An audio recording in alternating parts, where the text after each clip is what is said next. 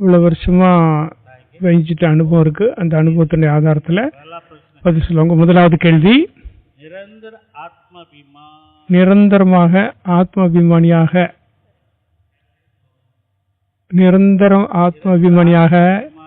இருப்பதற்கு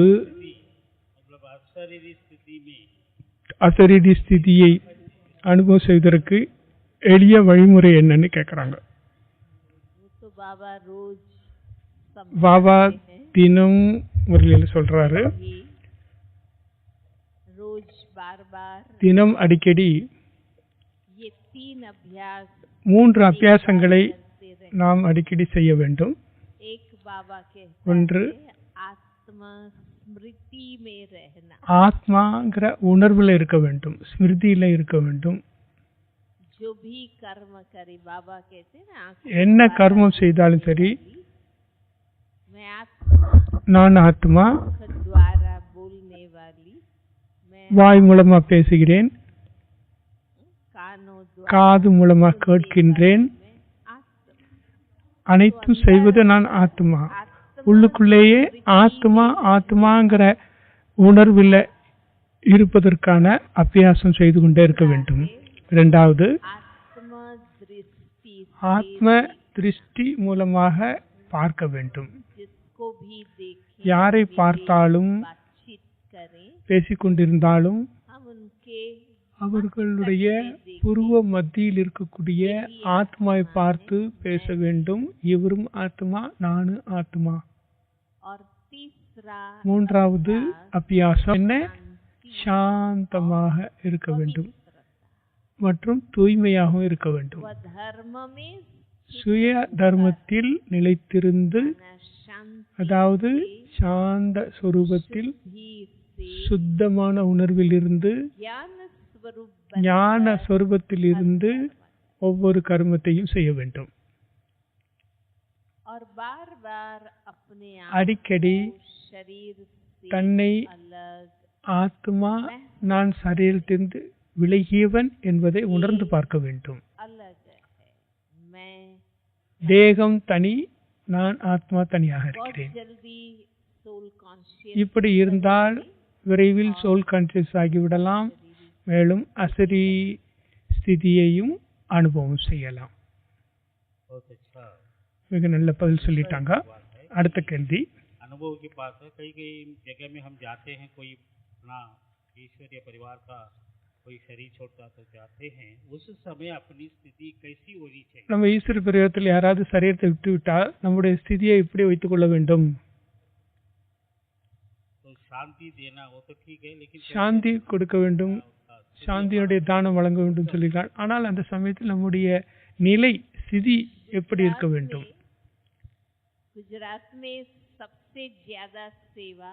குஜராத்ல நிறைய சேவை. யாராவது இறந்துட்டாங்கன்னா அந்த வீட்டுல போய் தான் சிஸ்டர்ஸ் பேச போவாங்க. பிரம்மகுமாரிகள் இந்த விஷயத்துல ஃபேமஸ் ஆயிட்டாங்க. யாரு எந்த ஊர்ல சரீரத்தை விட்டாலும் பிரம்மகுமாரிகளை கூப்பிட்டு ஏதாவது சொற்பொழிவாற்ற சொல்லுவாங்க. ஒவ்வொரு சென்டர்லயும் வேற எந்த ப்ராஜெக்ட் செய்யாவிட்டாலும் பரவாயில்ல, தினசரி யாராவது ஒருத்தர் சரீரம் விடுவாங்க. அவர்களோட வீடுகள் சென்று ஞானம் சொல்லலாம். இதுல எனக்கு கூட நிறைய அனுபவம் கிடைச்சிருக்குது. தீதிஜி அனுபவ மூர்த்தியா இருந்து இப்போ சொல்லிக்கிட்டு இருக்கிறாங்க. இருந்தாலும் எனக்கு சொல்லி இருக்கிறாங்க. நான் என்னுடைய அனுபவத்தை கொஞ்சம் உங்களுக்கு சொல்றேன். எங்கு ஏறாவது ஒரு ஆத்மா சரீரத்தை விட்டு விட்டு செல்கிறது என்றால், ஒன்று அந்த குடும்பத்திற்கு தைரியத்தினுடைய ஒரு சொல்லு நம்ம சொல்ல வேண்டியிருக்கு. மற்றொன்று அன்பு மற்றும் சகயோகத்தினுடைய ஒத்துழைப்பு தேவைப்படுகிறது. நாம் அனைவருமே சிநேகமான ஆத்மாக்கள், சாந்தி தூதராக இருக்கக்கூடிய ஆத்மாக்கள். நாம் அவ்வாறு நம்முடைய ஸ்திதியை அமைத்துக் கொண்டு செல்ல வேண்டும்.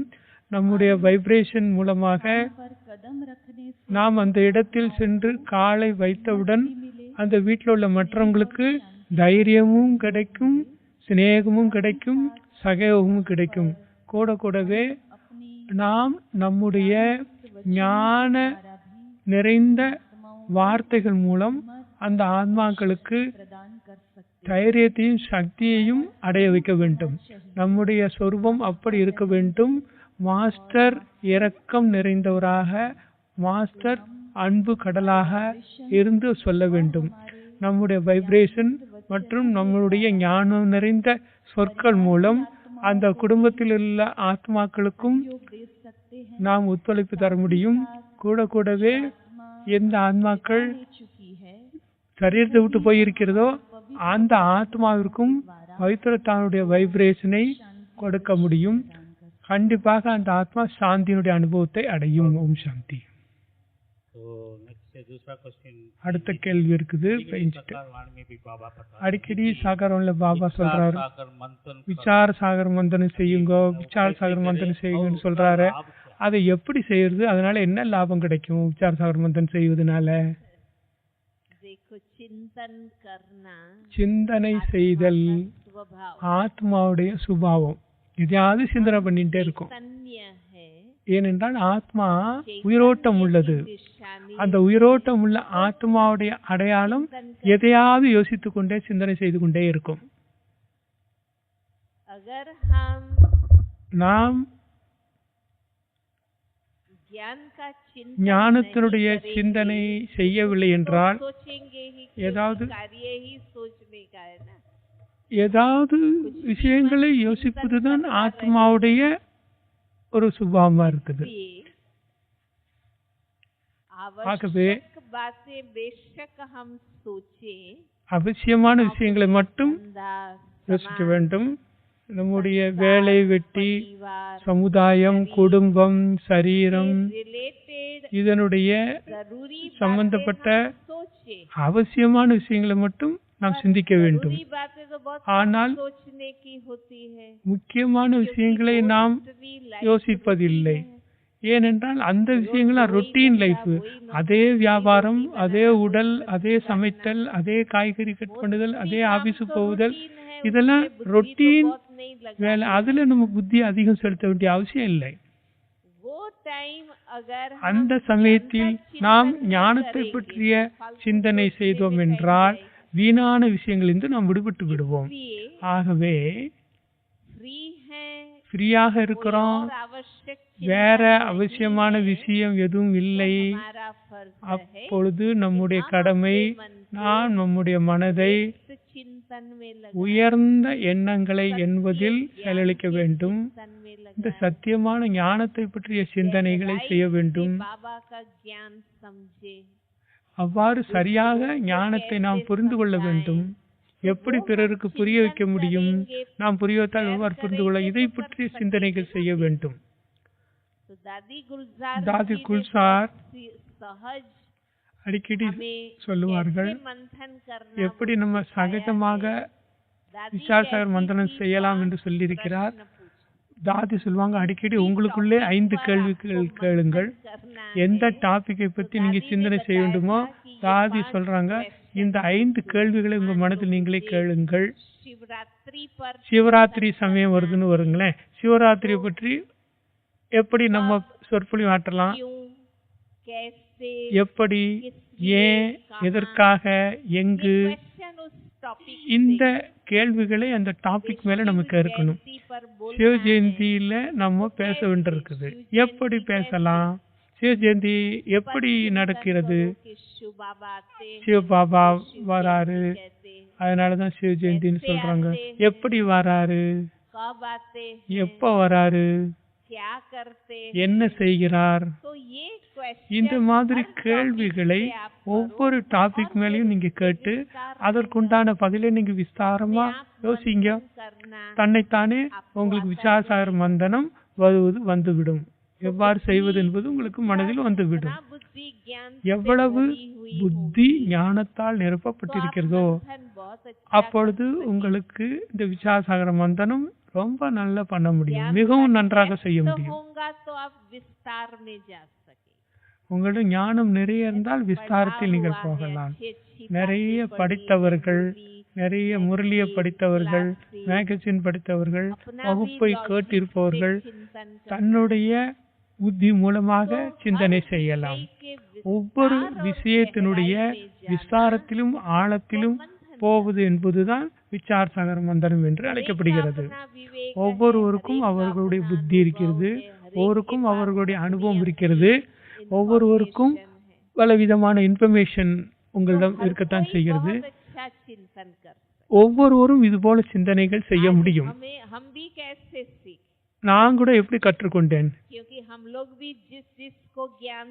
நாங்கள் யாராருக்கெல்லாம் ஞானம் சொல்லுகிறோமோ நம்முடைய புத்தி மூலமாக, புத்தியில் இருந்த ஞானத்தின் மூலமாக, அனுபவத்தின் ஆதாரத்தில் பிறருக்கு சொல்லுவோம். இதன் மூலமாக நமக்கும் ஞானம் தெளிவாகும் பிறருக்கு சொல்ல சொல்ல. ஆகவேதான் பாபா சொல்லுகிறார், ஞான தானம் செய்யக்கூடிய சேவையை நீங்கள் நிச்சயம் செய்ய வேண்டும். இதன் மூலமாக நமக்கும் ஞானம் பவர்ஃபுல்லாக நம்மிடம் இருக்கும், தெளிவாகவும் நம்மிடம் இருக்கும். இதனால் ஆத்மாவிற்கு என்ன லாபம்? நேரம் பயனுள்ளதாக ஆகிறது, தானும் ஞானத்தினுடைய ஆழத்தில் போகலாம், இன்னும் நமக்கு ஞானம் தெளிவாகிவிடும், நாமும் ஞான விஷயத்தில் ஸ்ட்ராங் ஆகிவிடுவோம். இதுல நிறைய லாபம் கிடைக்குது. நான் ஆத்மாவுடைய பாடத்தை பிறருக்கு சொல்லும் போது நானும் அவ்வளவு நேரம் ஆத்மாவை பற்றிய சிந்தனையில் இருப்பேன் அல்லவா?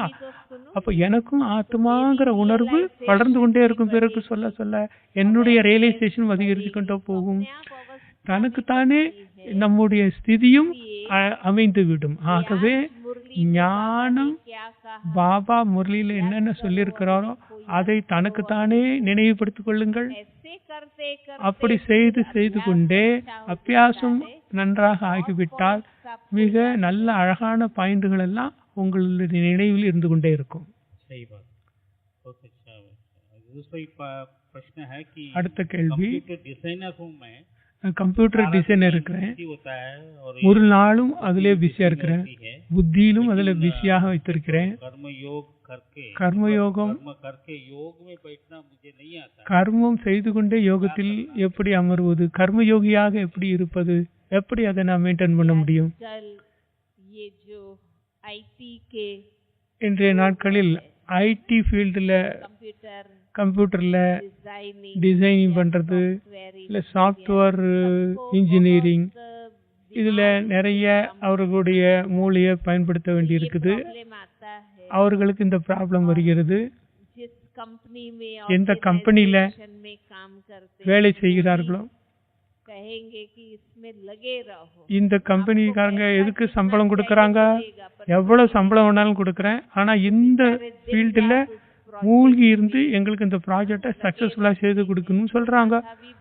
அதுல அவங்களுக்கு உடைக்க வேண்டியிருக்கு, நிறைய அதுல சரளிக்க வேண்டியிருக்கு மூளைய. ஆனால் பாபா குழந்தைகள் என்ன காரியம் செய்தாலும் எப்பொழுது நீங்கள் இந்த காரியத்தை ஆரம்பிப்பீர்களோ பாபாவை முதலில் நினைவு செய்ய வேண்டும். எப்பொழுதுமே நான் கூட அந்த அபியாசம் செய்வேன். எப்பொழுதாவது சேவைக்கு போவதற்கு முன்பு சேர்ல உட்கார்ந்து வேலை ஆரம்பிக்க முன்னாடி பாபாவுடைய நினைவில் இருப்பேன். நான் என்ன நினைப்பேன், நான் ஆத்மா நிமித்தமாக இருக்கிறேன், கருவியாக இருக்கிறேன், நீங்கள் என் மூலமாக செய்கிறீர்கள். இந்த மாதிரி நினைவு மூலமாக வேலையை ஆரம்பிச்சுங்க. இடையில பிரேக் கிடைச்சுன்னா ஒரு நிமிஷம் பாபாவுடைய நினைவில் புத்தியை இணைத்து விடுங்கள். அப்பொழுது உங்களுக்கு தெரியும் புத்தி இன்னும் வேலை செய்யவில்லை என்றால் ஒரு செகண்ட் உடலிலிருந்து விலகி பாபாவை நினைவு செய்யுங்கள். ஆரம்பிக்கும் போதும் இடையிலும் கடைசியிலும் வேலை செய்யும் போது பாபாவை ஒரு நிமிஷம் ஒரு செகண்ட் நினைவு செய்யுங்க. தினச்சரிய காரியங்களில் 8-10 சமயங்கள் ஒரு நிமிஷமாவது, ஒரு நாள்ல 8 தடவை ஒரு நிமிஷமாவது உடலிலிருந்து விலகி பாபாவோட கனெக்ட் பண்ணுங்கள். தனக்கு தானே கொஞ்சம் கொஞ்சமாக இப்படி நாம் செய்யும் பொழுது தானே உங்களுக்கு புத்தியில் வந்துவிடும். நீங்கள் மூழ்கி இருந்தாலும் வேளையில் இடையிடையே பாபாவுடைய கனெக்ஷன் வைத்துக் கொண்டே இருந்தீர்கள் என்றால் நல்ல ஒரு தொடர்பு உங்களுக்கு கிடைக்கும். ஆகவே இடையிடையே ஒவ்வொரு நிமிஷம் இல்ல அரை நிமிஷம் 2 நிமிஷம் எவ்வளவு முடியுமோ அவ்வளவு நேரம் பாபாவை பற்றி பாபாவுடைய ஞானத்தை பற்றி சிந்தனை செய்யலாம். இதன் மூலமாக நீங்கள் அந்த ஃபீல்ட்ல வேலையில ரொம்ப அதிகமா மூழ்கி விட மாட்டீர்கள். பாபா எனக்கு யுக்தி கொடுங்க, எப்படி இந்த வேலையை முடிக்கிறது, பாபாட்ட புத்தி கேளுங்க, சக்தி கேளுங்க. தங்களுக்கு தாங்களே குழப்பம் அடையாதீர்கள். பாபாவை புத்தி மூலமாக இணைத்து கொண்டு, பாபா எனக்கு ஒரு ஐடியாவும் தோண மாட்டேங்குது இந்த வேலை செய்யறதுல, எனக்கு என்ன செய்யணும் என்ன செய்யக்கூடாது, புத்தி டச் பண்ணதுக்கு பாபாட்ட வேண்டுங்க. அப்படி பாபாட்ட பேசும் பொழுது கர்மத்தில் நம்ம மூழ்கிவிட மாட்டோம். நாம் யோகியாக இருந்து கொண்டே அந்த கர்மத்தை செய்வோம்.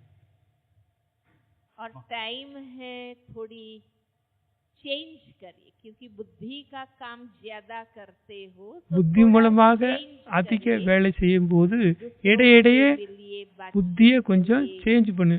கொஞ்சம் எழுந்து யார்கிட்ட பேசுங்க, கொஞ்சம் வாக்கிங் போங்க, ஒரு நிமிஷம்.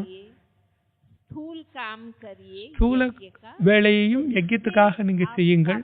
அதன் மூலமாக உங்களுடைய ஆத்மா ஃப்ரெஷ்ஷாக ஆகிவிடும். இதன் மூலமாக ஐடி ஃபீல்ட்ல இருக்கிறவங்களுக்கு ஒரு ஐடியா கிடைச்சிருக்கும். அடுத்த கேள்வி, நான் பாபாவுடைய பழைய குழந்தையா இருக்கிறேன். எனக்கு பிரச்சனையா இருக்குது. ஒரு பிரச்சனைக்கு பின் இன்னொரு பிரச்சனை வந்துகிட்டே இருக்குது. அதுல நான் ரொம்ப குழப்பம் அடைஞ்சிருக்கேன். அதுல இருந்து நான் விடுபடுவது எப்படி?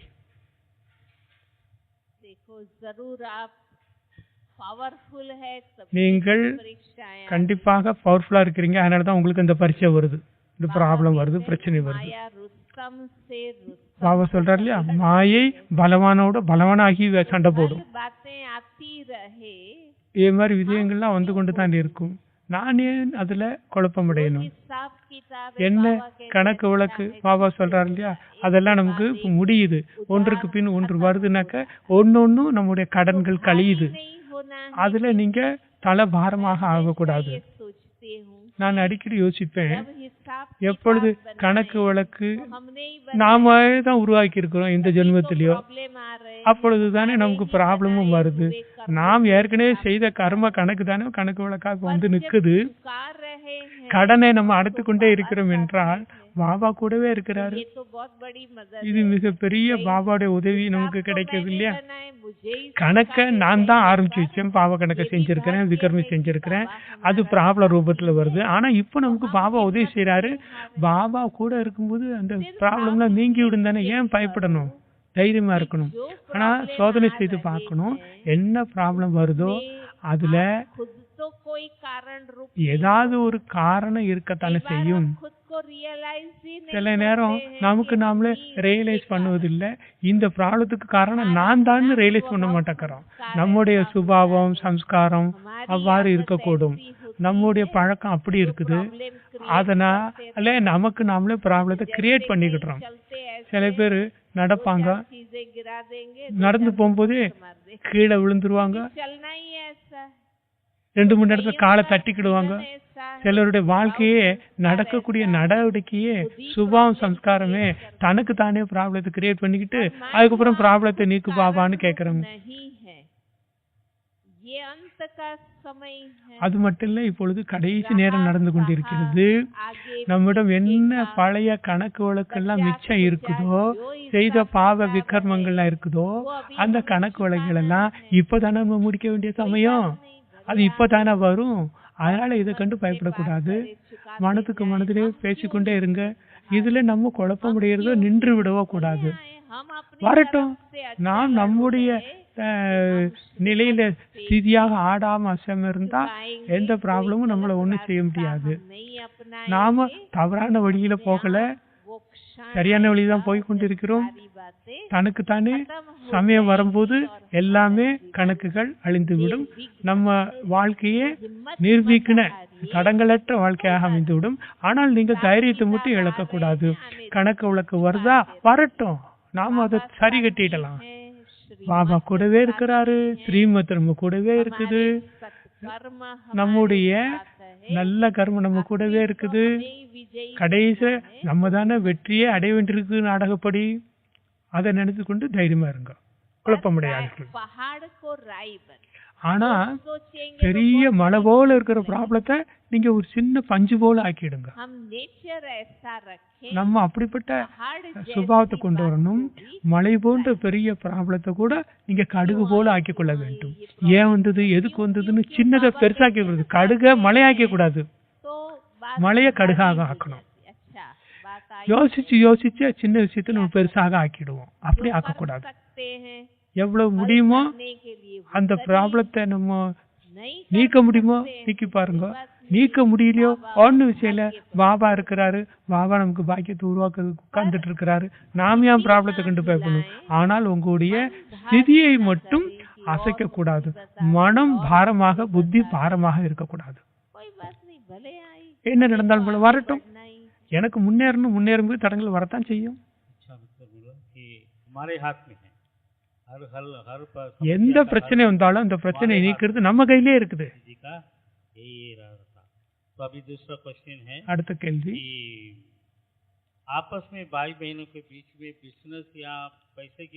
சகோதர சகோதரிகளுக்கிடையே ஏதாவது பிசினஸ், பணம் கொடுக்கல் வாங்கலாம் செய்யலாமா?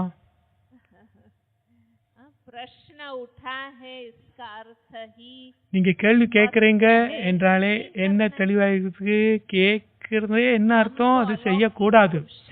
அலௌகிக முயற்சி செய்வதற்காக இங்க வந்திருக்கிறோம்.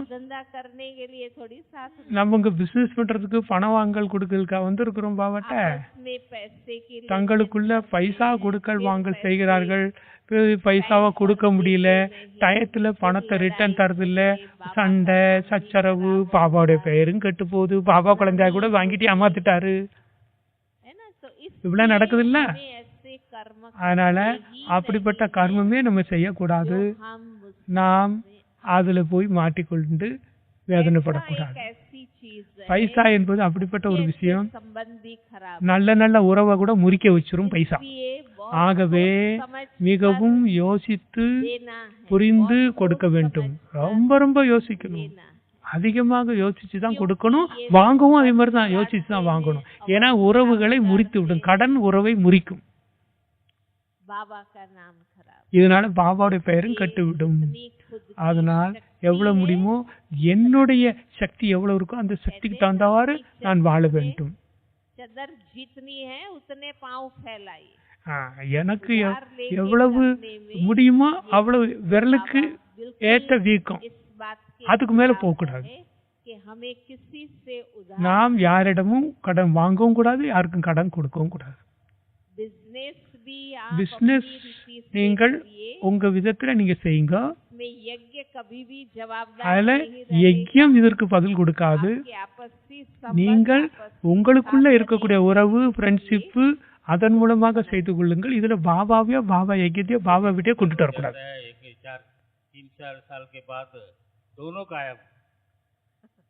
ரெண்டு பேரும் கொடுக்கல் வாங்கல் செஞ்சிட்டு இருந்தாங்க. 3-4 வருஷம் சென்டருக்கு வந்துட்டு இருந்தாங்க. 2 பேருமே ஞானத்தை விட்டு போயிட்டாங்க. ஏன்னா அவங்க 2 பேருக்குள்ள சண்டை வந்துடுச்சு. அவரும் வரல, கொடுத்தவரும் வரல, வாங்கினவரும் வரல. 2 பேரும் பாபா கையை விட்டு போயிட்டாங்க.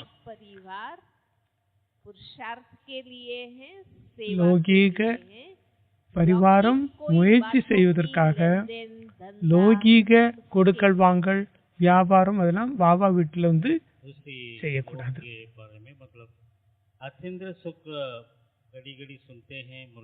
அதீந்திர சுகம் என்று அடிக்கடி பாபாட்ட சொல்றாங்க. அந்த அதீந்திர சுகத்தை நம்ம எப்படி அனுபவம் செய்வது? அதீந்திர சுகத்தை யோகத்துல இருக்கும்போது தான் இருக்குமா? கர்ம யோகத்துல கூட அந்த அதீந்திரிய சுக் ये कोई मतलब पर्टिकुलर टाइम पीरियड नहीं है जो सिर्फ हमें योग में बैठने के समय ही अनुभव हो. ये एक स्थिति है अतीन्द्रिय सुगम जो हम पूरी ही ब्राह्मण लाइफ में अनुभव कर सकते हैं. अतीन्द्रिय இதுக்கு ஒரு பர்టిక్యులர் டைம் பீரியட் என்பது கிடையாது. யோகத்துல அமரும் பொழுது அனுபவம் ஏற்படும். இது ஒரு ஸ்திதி. நாம் பிராமண வாழ்க்கையில் முழுவதிலுமே இதை நம்ம அனுபவம் செய்ய முடியும். அதீந்திரிய சுகம் நமக்கு எப்பொழுது ஏற்படும் என்றால், எப்பொழுது நாம் அக்யூரேட் பாபாவுடைய நினைவில் இருக்கிறோமோ, பாபாவுடைய ஸ்ரீமத்துப்படி நடக்கிறோமோ அப்பொழுது ஏற்படும். மேலும் பாபாவிடமிருந்து கிடைத்த ஒவ்வொரு டைரக்ஷன் படி நம்ம நடந்தோம் என்றால், மன வழிப்படியோ பிறருடைய மொழியையோ அந்த ஸ்ரீமத்தில் சேர்க்கக்கூடாது. பிறகு நமக்கு அந்த அனுபவம் ஏற்படாது. பாபா என்ன டைரக்ஷன் தருகிறாரோ, பாபா என்ன சேவை சொல்லுகிறாரோ, என்ன ஸ்திதியில பாபா இருக்க சொல்லுகிறாரோ அந்த ஸ்திதியினுடைய ஆனந்தத்தை சுயம் நாம் அடைய வேண்டும். அதில் மூழ்கி இருக்க வேண்டும். ஸ்திதியில் கூட எப்பொழுது நாம் மிக தெளிவாக அனுபவம் செய்வோமோ அதுதான் அதீந்திரிய சுகம். அந்த ஸ்திதியில நாம் எப்படிப்பட்ட தடங்குகள் வந்தாலும் பிரச்சனைகள் வந்தாலும், ஆனால் அதுவும் கூட நமக்கு ஒரு விளையாட்டாக மனோரஞ்சிதமாக தென்படும், ஒரு பிரச்சனையாக தடங்களாக தென்படாது. இதற்கு சிம்பிளாக எப்படி சொல்லலாம் என்றால், ஆத்மா இந்திரியங்களிலிருந்து தனியாகி பரமாத்மாவுடைய நினைவில் என்ன சுகம் ஆனந்தத்தை அனுபவம் செய்கிறதோ அதற்குத்தான் அதீந்திரிய சுகம் என்று சொல்லப்படுகிறது. இந்திரியங்களிலிருந்து விடுபட்டு ஆத்மாவிலிருந்து பரமாத்மா நினைவில் இருந்து ஆழ்ந்த பாபாவுடைய நினைவில் இருக்கும்போது அந்த ஆன்மீக போதையினுடைய அனுபவத்தை நாம் செய்ய முடியும். இதுதான் அதீந்திரிய சுகம். ஒன்று இந்திரிய சுகம், இந்திரியத்தால் அடையக்கூடிய சுகம். ஏதோ குலோப் ஜாம் சாப்பிட்டோம், அல்வா சாப்பிட்டோம், அது முடிஞ்ச உடனே அந்த ஆனந்தம் போச்சு. அது சாப்பிட்டோம், ஏதோ ஒரு அழகான இடத்தை பார்க்கிறோம், காட்சியை பார்க்கிறோம், ஒரு அழகான பாட்டை கேட்கிறோம். இதெல்லாம் இந்திரியங்களால் அடையக்கூடிய சுகம். இங்கு நாம் அடையக்கூடியது ஆத்மா தேக உணர்விலிருந்து விலகி நிராகார பரமாத்மாவுடைய நினைவில் இருந்து அடையக்கூடிய சுகம் இருக்கிறதே, அந்த சுகத்துக்கு பேர் தான் அதி இந்திரிய சுகம், பேரின்பம் என்று சொல்லப்படுகிறது. அடுத்த கேள்வி, எங்களுடைய சென்டர் சின்ன சென்டர். நாங்க பல காலமாக இருக்கிறோம் ஞானத்தில். புதிய புதிய ஆத்மாக்கள்லாம் வராங்க, கம்ப்யூட்டர் அது இது என்னெல்லாமோ புது புது சேவைகள்லாம் செய்யறாங்க. இருவருக்கும் இடையே சில நேரம் சில சண்டைகள், கோல்டு வார் மாதிரி ஏற்படும். நாங்க வயசாயிட்டோம், அந்த தீதி எங்கள்கிட்ட எதுவுமே சேவை சொல்றது இல்ல. புதுசு புதுசா வரக்கூடிய குழந்தைகள்கிட்ட சின்ன சின்ன பிள்ளைகள்கிட்ட சேவை கொடுக்கறாங்க. நான் என்ன பண்றது? எனக்கு ரொம்ப டிப்ரெஷன் ஆகுது, மன வேதனையா இருக்கு, எனக்கு சிஸ்டர் சேவை கொடுக்க மாட்டேங்கிறாங்களேன்ட்டு.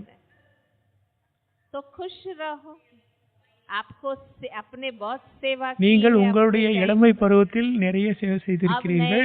பைஞ்சி உங்களுக்கு நிறைய சான்ஸ் கொடுத்திருக்கிறாரு. இப்பொழுது நீங்கள் பிறருக்கும் பிரசாதத்தை கொடுக்க வேண்டும் அல்லவா? நீங்களே தான் சாப்பிட்டு கொண்டு இருக்க வேண்டுமா? இதை பார்த்து நீங்கள் குஷியாக இருக்க வேண்டும். நீங்கள் நிறைய சேவை உங்களுடைய சமயத்தில் செய்திருக்கிறீங்க. இப்பொழுது புது சகோதர சகோதரிகள் வராங்க. பைஞ்சி அந்த புது ஆத்மாக்களை முன்ன வச்சு சேவா செய்ய வைக்கிறாங்க, இன்வால்வ் பண்ண வைக்கிறாங்க. நீங்கள் அப்பா தாத்தா பெரியவங்க மாதிரி இருந்து கொண்டு சுப பாவனையை கொடுத்து கொண்டு குஷியில இருக்கணும். அவங்களுடைய உற்சாகத்தை வளர்க்க வேண்டும். அது நல்லது தானே? இன்னும் நிறைய பேர் வர வர சேவை அதிகரித்து கொண்டே, நானே தான் செய்யணும்னா எவ்வளவு நாளைக்கு நம்ம செய்து கொண்டே இருப்பது? நம்ம பெரிய ஆளா இருந்து ஆசீர்வாதம் வழங்கி கொண்டே இருப்போம். அழகான கேள்வி, அழகான பதில் சொன்னாங்க. கேள்வியும் அதுக்குண்டான பதிலும் நல்லா இருந்தது.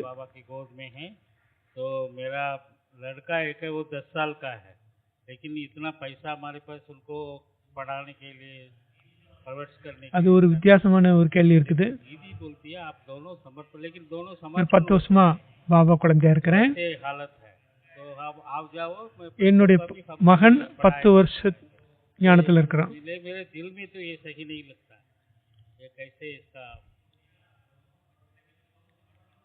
அந்த பையனை படிக்க வைக்கிறதும் என்னால முடியல. அந்த பையனை சமர்ப்பணமா சொல்றாங்க, பையனையும் அம்மாவையும் சமர்ப்பணம் பண்ண சொல்றாங்க. நான் சமர்ப்பணம் ஆகலாமா?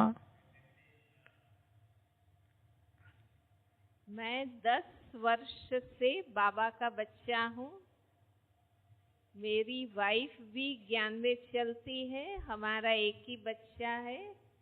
मेरी एक ही ड्यूटी है इस बच्चे को पढ़ाना। मैं और मेरी நான் 10 வருஷமா பாபாவுடைய குழந்தையா இருக்கிறேன். पर बच्चे की पढ़ाई के लिए என்னுடைய ஒய்ஃபும் ஞானத்தில் இருக்கிறார்கள். எனக்கு ஒரே ஒரு பையன் தான் இருக்கிறான்.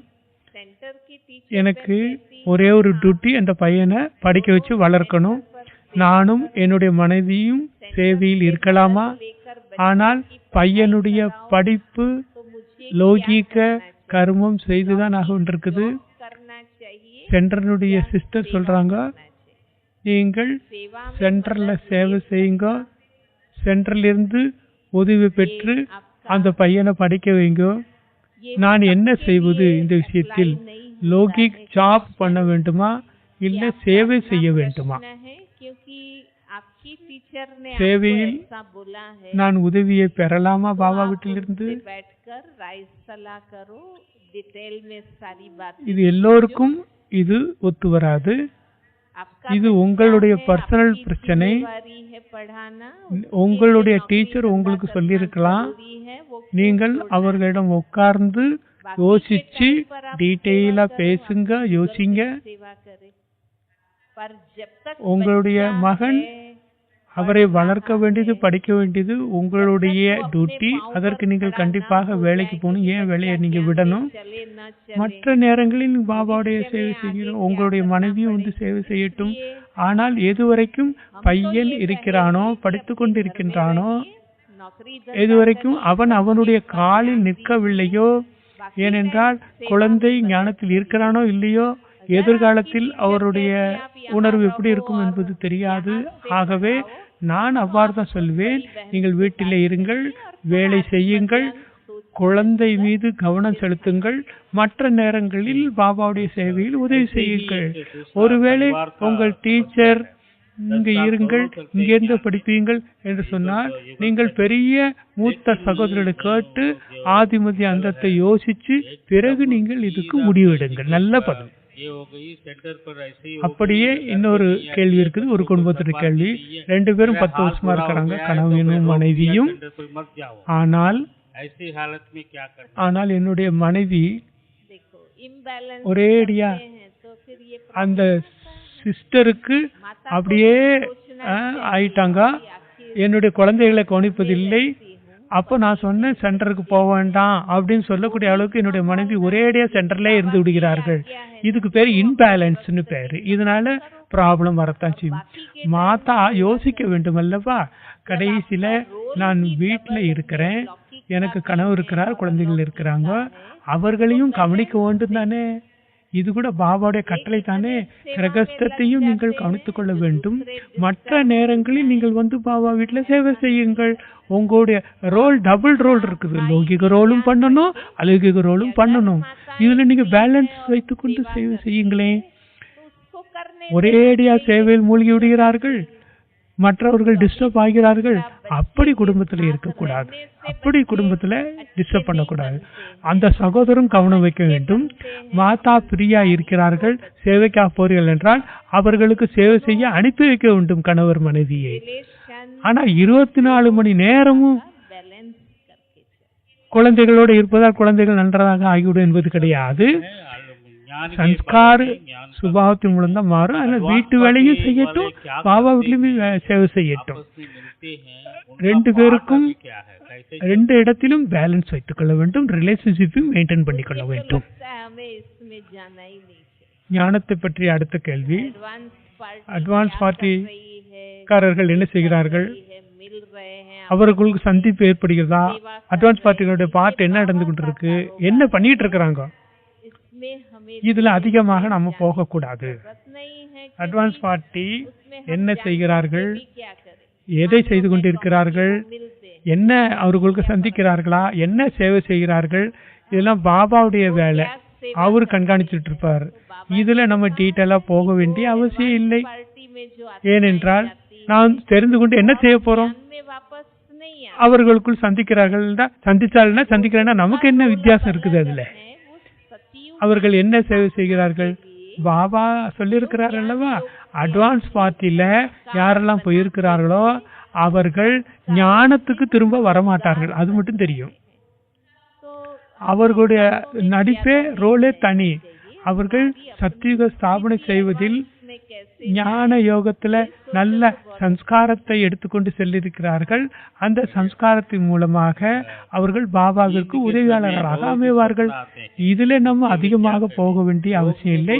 நாம் நம்முடைய ஸ்திதியை அட்வான்ஸ் ஆக போவதற்கு என்ன செய்ய வேண்டும் என்பதை யோசிப்பது நல்லது.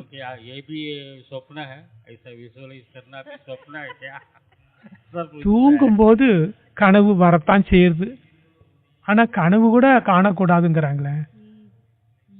விசுவலைஸ் பண்ணுங்க விசுவலைஸ் பண்ணுங்கன்னு பாபா சொல்றாரு. இந்த விசுவலைஸ் பண்ணது கூட சொப்பனமான்னு கேக்குறாங்க. சொப்பனத்துல பாக்குறமே அது போல விசுவலைஸ் பண்ணணுமா? எப்படி? முதலாவது விஷயம், யோகத்தில் அமரும் பொழுது தூக்கம் வருகிறதா?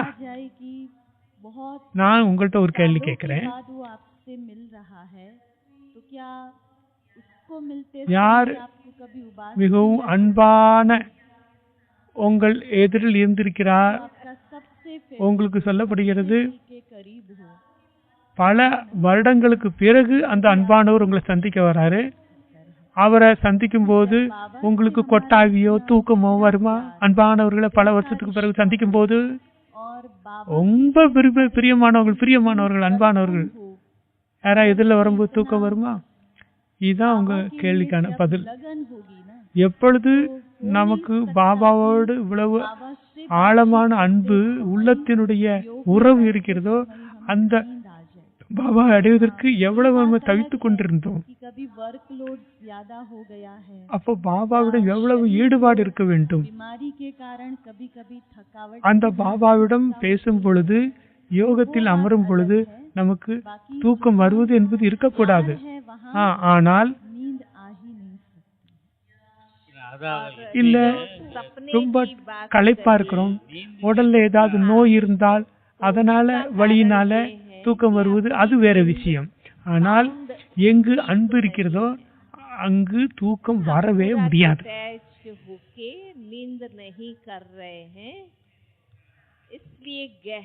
அடுத்தது தூக்கத்துல கனவு வருது. நீங்கள் கனவு கண்டீர்கள் என்றால் உங்களுடைய தூக்கம் ஆழ்ந்த தூக்கம் கிடையாது. தூங்குகிறார்கள், அரைகுறை தூக்கமாக இருக்குது. ஆழமான தூக்கம் இல்லாதனால் சொப்பனம் வருகிறது, கனவு வருகிறது. ஆகவே தூங்க போகும் பொழுது பாபா அதனாலதான் சொல்லுகிறார், முழு நாளிலும் என்னென்ன செய்தோமோ அந்த கணக்கு வழக்குகளை இரவில் எழுதி லேசாகிவிட்டு நிர் சங்கல்பம் எந்த எண்ணமும் இல்லாமல் பாபா நினைவில் அன்பில் தூங்குங்கள். எப்பொழுது உங்களுக்கு ஆழ்ந்த தூக்கம் சவுண்ட் ஸ்லீப்னு சொல்லுவாங்கல்ல, அந்த தூக்கம் வரும் பொழுது சொப்பனம் வர வர குறைந்து விடும், அழிந்து விடும், சொப்பனம் வராது. விஷுவலைஸ் பண்ணுவது என்பது அது வேற விஷயம். மனதின் மூலமாக மனதுல அந்த சித்திரத்தை நீங்கள் காண வேண்டும், மனக்கண் மூலமாக காண வேண்டும். கனவுல சொப்பனம் காண்பது என்பது அது வேற விஷயம். நம்முடைய கர்மத்தினுடைய உள் உணர்வுடைய விஷயங்கள் கனவுல வருது. ஆனால் விஷுவலைஸ் பண்ணுவது என்பது சத்தியம் எப்படி இருக்கும்? நாம் ஞானத்துடைய ஆதாரத்தில் மனதினுடைய சித்திரத்தை புத்தியில மனதுல நினைச்சு பாக்குறோம். எப்படி இருக்கும்? பஞ்சபூதங்கள் எப்படி இருக்கும்? மனிதர்கள் ஒருத்தருக்கு ஒருத்தர் எப்படி ஸ்மைல் பண்ணி பேசிக்கொண்டிருப்பார்கள், அன்பா இருப்பார்கள், எப்படி அழகாக இருக்கும் அங்குள்ள சீனரி. இத சீனரிய விஷுவலைஸ் பண்றது, மனக்கண்ணுல கற்பனை பண்ணி பார்க்கிறது, அது வேற, சொப்பனம் வேற. அடுத்த கேள்வி, நான் வீட்டுல நான் மட்டும்தான் ஞானத்துல இருக்கிறேன், குடும்பத்துல வேற யாரும் ஞானத்துல கிடையாது. வீட்டுல நான் வெஜிடேரியன் சமைக்கிறார்கள், அதே பாத்திரத்தெல்லாம் வெஜிடேரியன் சமைக்கிறார்கள்.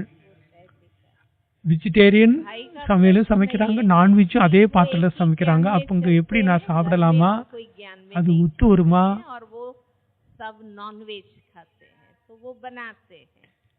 இதுல எனக்கு எந்த விதமான पत्नी या घर वाले பாவமும் இல்லை தானே? वेजिटेरियन ஞானத்துல அவர் மட்டும் இருக்கிறார், வேற யாரும் ஞானத்துல இல்ல. नहीं लग रहा है மற்றவங்க எல்லாம் நான்வெஜ் சாப்பிடுறாங்க, और दूसरा அவர்கள் वो தான் कहता है சமைக்கிறார்கள். कि इसमें मेरा पाप तो नहीं बनता। அவருடைய மனைவியோ யாரோ कि आप ज्ञान समझे हैं तो आपने नॉनवेज खाना இவருக்காக வெஜிடேரியன் சமைப்பது எனக்கு பிடிக்கல, எனக்காக சமைக்கணும்னு சொல்றாரு. कि ज्ञान को भी இதுல எனக்கு ஏதாவது பாவம் ஏறுமான்னு கேக்குறாரு. कोई पशु को சாப்பிடுறவங்க அவங்க தான், मारना ये இவருக்கு बिल्कुल வெஜிடேரியன் சமைச்சு கொடுக்கறாங்க. और आसुरियता है। நீங்கள் நான்வெஜ் சாப்பிடுவதை நிறுத்தி விட்டீர்கள். कभी भी दया இது நல்ல தாரணை தான். है।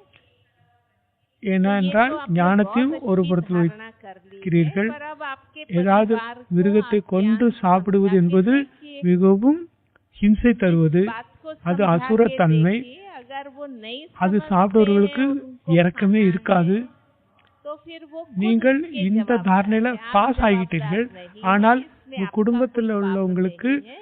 ஞானத்தை और बाकी புரிய फिर வைக்க भी வேண்டும். वो आपको இந்த விஷயத்தை புரிய வைத்து vegetarian சொல்ல भोजन வேண்டும். बना के அவர்கள் देती புரிந்து है, கொள்வது இல்லை बहुत என்றால் अच्छा है। அவர்கள் धीरे धीरे சாப்பிட்டுட்டு आप அவங்க அதனுடைய பலனையோ லாபத்தையோ நஷ்டத்தையோ அடைத்து இதுல உங்களுக்கு ஒன்றும் பாவம் ஏறாது. कोई நீங்க प्रोग्राम சாப்பிடலையே, निकालने की, ताकि उसकी भावना अच्छी होती जाए, உங்களுக்கு வெஜிடேரியன் சமைச்சு கொடுக்கறாங்க, இது ரொம்ப நல்ல விஷயம். सके करती கொஞ்சம் जाए, கொஞ்சம் उतना நீங்க அவர்களுக்கு முயற்சி செய்யுங்க. ஞானத்துல கொண்டுட்டு வருவதற்கு ப்ரோக்ராமுக்கு கூட்டிட்டு வாங்க. रहिए। ये அப்பொழுது அவர்களுக்கு பாவனை நன்றாக அமையும் பொழுது எவ்வளவு मैं तो बहुत किताबें पढ़ी சுத்தமாக இருக்க முடியுமோ சுத்தமாக இருக்க வைப்பதற்கு நீங்க முயற்சி செய்யுங்க. நீங்கள் உங்களுடைய அபியாசத்தை பண்ணி கொண்டே இருங்கள். மற்றபடி நீங்கள் உங்க தாரணையில் ஸ்ட்ராங்கா இருங்க. இது நல்ல விஷயம். அதனால உங்களுக்கு பாவம் எது ஏறாது தலையில. तो मैं क्या करूँ? நான் நிறைய புத்தகங்கள்லாம் படிச்சிருக்கிறேன், முரளிலாம் நிறைய படிக்கிறேன், நான் நிறைய முயற்சி செய்யறேன். ஆனாலும் மனம் ஒருநிலைப்பட மாட்டேங்குதே, बहुत மைண்ட் किताबें கான்சென்ட்ரேஷன் ஆக पढ़ते மாட்டேங்குதே. हैं, मुरली पढ़ते हैं, எப்படி நான் என்னை बहुत अच्छी बात है, डेवलप और பண்ணி वो கொள்வதுன்னு आप கேக்குறாங்க. करते रहिए। पर उसको थोड़ा எப்படி நான் நல்ல யோகத்துல அனுபவம் பண்ண முடியும்னு கேக்குறாரு. है ना, एक की जस्ट पढ़ लिया, सुन लिया, और एक முரளி है படிக்கிறாங்க, गहराई நிறைய से மேகசின் எல்லாம் बाबा படிக்கிறாரு, के ज्ञान மிக நல்லது. அதை செய்து கொண்டே இருங்க. समझना, அதை இன்னும் महसूस करना, ताकि உணர்வு புறத்து கொண்டு வாங்க. உணர்ந்து பாருங்க. படித்தோம், इतना கேட்டோம், ज्ञान बुद्धि புரிந்தோம் में என்று இல்லாமல் बैठेगा, ஆழத்துல बुद्धि போய் व्यर्थ से பாபாவுடைய निकल ஞானத்தை புரிந்து கொள்ள வேண்டும். पर आपका पुरुषार्थ அதை உணர सही வேண்டும். है, आप राइट ट्रैक पर हैं, அது सही புத்தியில ज्ञान में நிலைத்து सही இருக்கணும். स्थान पर आप எவ்வளவு आ चुके हैं। புத்தியில ஞானம் आप நிலைத்திருக்கிறதோ अपना ये पुरुषार्थ புத்தி करते வீணான रहिए, விஷயங்களிலிருந்து अपने आप விலகிவிடும். व्यर्थ धीरे धीरे ஆனால் कम हो உங்களுடைய जाएगा, முயற்சி और आप சரியாக இருக்கிறது, சரியான வழியில போய் கொண்டிருக்கிறீர்கள், சரியான ஞானத்தை சரியான நேரத்துல பயன்படுத்துகிறீர்கள் என்றால் உங்களுக்கு இந்த முயற்சி செய்து கொண்டே இருக்க வேண்டும். बाबा से வீணானது கொஞ்சம் கொஞ்சமாக அழியும் பொழுது प्यार உங்களுடைய புத்தி மனது मन தானாகவே ஒருநிலைப்பட்டுவிடும். அடுத்து ये जितना बाबा से प्यार ஞானத்தை நீங்கள் बढ़ेगा, படிக்கிறீர்கள், ஆனால் जितना பாபாவிடமிருந்து होगा, அன்பையும் நீங்கள் एकाग्रता பெற வேண்டும். பாபாவிடம் அன்பு வைக்க வேண்டும். அன்பு தானாகவே மனதை ஒருநிலைப்படுத்திவிடும். எவ்வளவு முடியுமோ பாபாவிடம் உங்களுக்கு அன்பு அதிகரித்து கொண்டே இருக்குமோ அந்த அளவிற்கு அபியாசம் நீங்க செய்வீர்களோ அந்த அளவுக்கு மனது தானாகவே ஒருநிலைப்பட்டுவிடும். கடைசியாக ஒரு கேள்வி. சென்டர்ல நான் வயசான சகோதரன், நான் டிட்டாச்சா இருந்து எல்லாத்தையும் பார்த்துட்டு இருக்கிறேன், விலகி இருந்து பார்த்துட்டு இருக்கிறேன். ஆனால் என்னுடைய சென்டர்ல யூனிட்டியே இல்லை, எல்லாம் மனசு இஷ்டத்துக்கு நடக்கிறாங்க. அதனால சேவையில முன்னேற்றமே இல்லை. खुद निश्चिंत हो जाइए।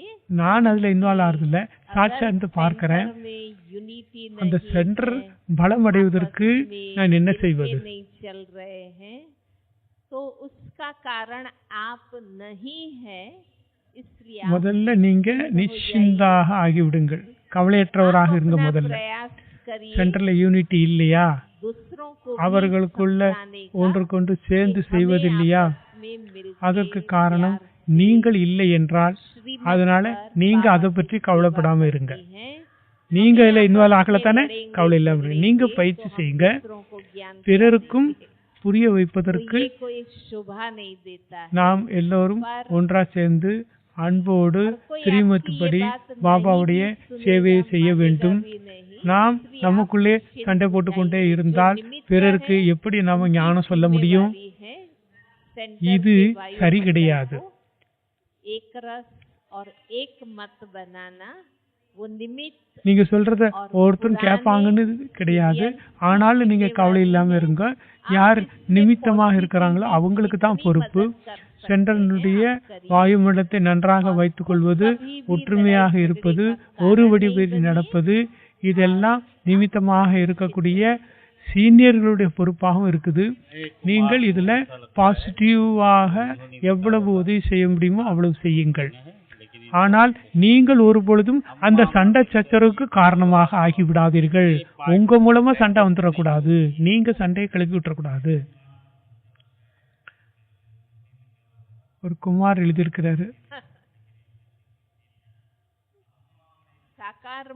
அம்மா இறந்தாலும் அல்வா சாப்பிடுங்கோ, மனைவி இறந்தாலும் அல்வா சாப்பிடுங்கன்னு சொல்லுது. எப்படி நம்ம ஏத்துக்கிறது? பாபா சொல்ற அம்மா இறந்தாலும் அல்வா சாப்பிடுன்னு சொல்லியிருக்காருல்ல, மனைவி இருந்தாலும் அல்வா சாப்பிடு. எப்படி அல்வா சாப்பிடுறது? அந்த பொருள் என்ன? சாகார முறையில இந்த விஷயங்கள் அடிக்கடி பாபா சொல்றாரு. உலகில் கூட சிலர் அவ்வாறு சொல்லுகிறார்கள், அம்மா இறந்தாலும் அல்வா சாப்பிடு. இதனுடைய பொருள் என்ன என்றால், யார் எவ்வளவு நெருங்கிய உறவினராக இருந்தாலும் அவர் இறந்தாலும் அதுல முதல்ல அழக்கூடாது, துக்கம் அடையக்கூடாது, நம்முடைய ஸ்திதியை நிலையை அசைத்திடக்கூடாது. அப்படி கிடையாது. அல்வாவை அன்னைக்கு சமைச்சு சாப்பிடணும் அப்படி கிடையாது. அப்படி நம்ம அல்வா கிண்டி சாப்பிட்டோம்னா டிஸ்வரிஸ் ஆயிரும். சொல்லக்கூடிய பொருள் என்னவென்றால், புரிந்து கொள்ள வேண்டும், நாம் எந்த சூழ்நிலையும் அழக்கூடாது, கதறக்கூடாது, அப்படிப்பட்ட வாயுமண்டலத்தை உருவாக்க கூடாது. மிகவும் அமைதியாக இருந்து கொண்டு பாபாவுடைய நினைவினுடைய வாயுமண்டலத்தை உருவாக்க வேண்டும். அந்த சூழ்நிலையிலிருந்து நாம் வெளியேற வேண்டும். யார் இறந்தாலும் சரி, டிராமாவில் இது எல்லாமே நிச்சயிக்கப்பட்ட ஒரு நியமம். யார் உடலை எடுக்கிறார்களோ அவர்கள் ஒரு நாள் உடலை விட்டுத்தான் ஆக வேண்டும். இதில் அழுவதோ துக்கம் அடைவதோ இதனால் எந்த லாபமும் கிடையாது. ஆனால் யோகதானம் செய்ய வேண்டும், பாபாவுடைய நினைவில் இருக்க வேண்டும், சாந்தியினுடைய வைப்ரேஷனை கொடுக்க வேண்டும். இதுதான் நல்லது. இந்த விஷயத்தை தான் அப்படி சொல்லப்பட்டிருக்கு.